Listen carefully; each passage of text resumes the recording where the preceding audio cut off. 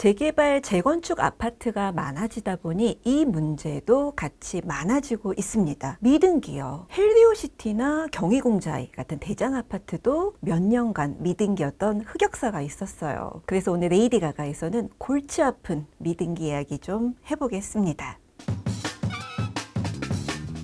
아기가 태어나면 한 달 안에 출생신고를 해야 되죠. 아파트도 조금 비슷합니다. 어떻게 보면 등기가 출생신고 같은 개념이에요. 근데 여기서 말하는 등기란 이전 고시가 확정됐을 경우를 얘기하는 겁니다. 이게 무슨 말이냐면요. 우여곡절 끝에 이제 재개발, 재건축을 다 해서 아파트를 짓고 입주까지 했어요. 이제 조합이 관리처분총회를 거쳐서 구청에 이전 고시 신청을 합니다. 그러면 구청이 각종 검토를 거쳐서 이전 고시를 확정해 줘야만 조합의 소유권 보존 등기가 완료가 됩니다. 이제 다음 날부터 개인이 개별 등기를 칠 수 있고요. 그제서야 재산권 행사가 가능한 진짜 내 집이 되는 겁니다. 이전 고시가 되게 중요하겠죠. 그렇다면 미등기 아파트는요, 이제 다 지었는데도 소유권 보존 등기가 나지 않은, 그러니까 출생신고가 안 된 법적인 소유권이 정리가 안 된 집인 겁니다. 불편한 점이 되게 많아요. 재산권 행사를 못하니까 주택담보대출이나 전세대출 못 받겠죠. 매매도 어렵고 등기에 올릴 수도 없습니다. 공시가격 확인도 안 돼요. 그러다 보니 아파트가 저평가될 수밖에 없고요. 근데 또 보유기간이나 거주기간은 인정됩니다. 세금 때려야 되니까요. 아주 환장하는 겁니다. 특히 재개발해서 지은 아파트의 미등기가 많습니다. 이제 많은 사람이 땅을 모아서 아파트를 짓고 다시 조합원들한테 나눠주는 과정에서 잡음이 생길 수밖에 없습니다. 게다가 조합 안에서 싸움 나고 보상금 문제 쉽지 않고 요즘에는 추가 분담금 이슈도 되게 심해졌죠. 미등기 때문에 고생했던 아파트가 알고 보면 되게 많습니다. 5호선 행당역 초역세권인 성동구 행당동의 두산 위브입니다. 여기가 행당 4구역을 재개발해서 2009년에 입주한 465가구인데 8년이 지나서야 등기를 했습니다.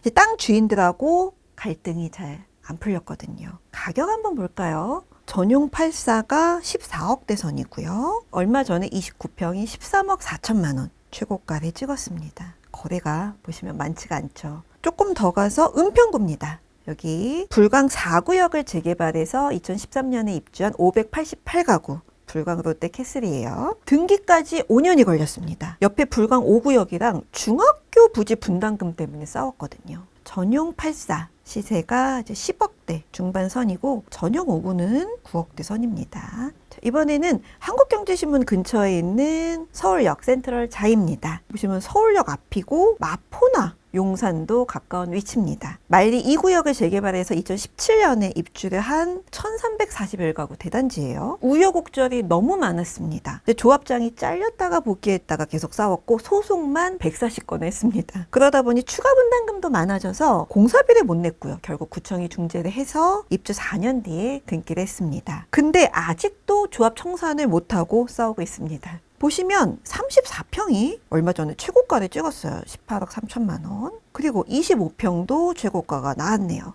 15억 500만 원입니다. 근데요, 9년째 미등기인 아파트도 있습니다. 마포구 아현동 아현 4구역을 재개발해서 2015년에 입주한 1164가구 공덕자입니다. 애호개역 초역세권이죠. 위치가 좋아요. 이제 곧 토지수용위원회를 열어서 마지막 토지 소유주의 보상금을 결정을 합니다. 이분이 수백억을 요구하고 있어요. 사실 두 분이 더 있었는데 이분들은 작년에 이제 마포구청장 말을 듣고 소송을 취하했습니다. 이제 너무 길어지다 보니 일반 분양자들이 조합한테 소송을 했고 추가 분담금 또 수천만 원을 냈습니다. 최근에 국평이 이제 18억 4천만 원 거래가 되면서 거의 정고점을 회복을 했죠. 미등기 아파트를 매수를 하거나 전세를 들어오게 된다면요. 조합원 물건은 종전 토지가 존재를 해서 등기 확인이 가능하지만 일반 분양분은 조심을 해야 합니다. 은행에 문의를 해서 분양계약서 원본을 확인하고 대출 규모도 파악을 해야 돼요. 미등기 아파트는 나중에 보존 등기가 나는 시점에 최초 계약자 명의로 등기를 했다가 다시 매수자한테 소유권을 이전합니다. 특히 전세계약 정신 바짝 차려야 됩니다. 서류상 집주인이 지금 집주인이 아니라 과거 집주인이라서 특약을 꼼꼼하게 넣는 게 좋겠습니다. 미등기도 주택임대차보호법을 적용받습니다.